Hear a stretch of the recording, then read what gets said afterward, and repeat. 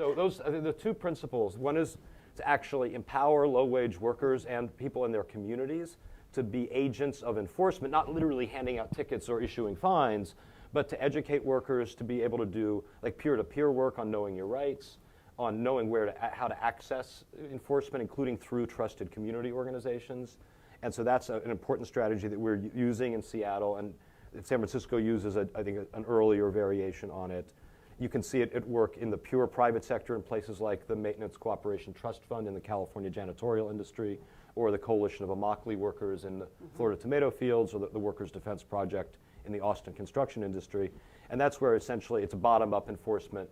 And you know, a restaurant owner, a friend of mine explained this to me very well. He said, well, you know, my guys don't take any crap. And if I go and ask them to do something that they don't think they ought to do, they're going to tell me about it. Well, that's perfect, because that means there's never a complaint because there's never a violation, right? Then the second principle is this idea that you go where, if there's smoke, there may be fire, so go where the smoke is. If you were running a fire department, you would not equally send fire crews to every building or to random buildings. You would presumably send ones to buildings where there was smoke coming out of them. And so those are the two things on enforcement, I think, that are emerging best practices.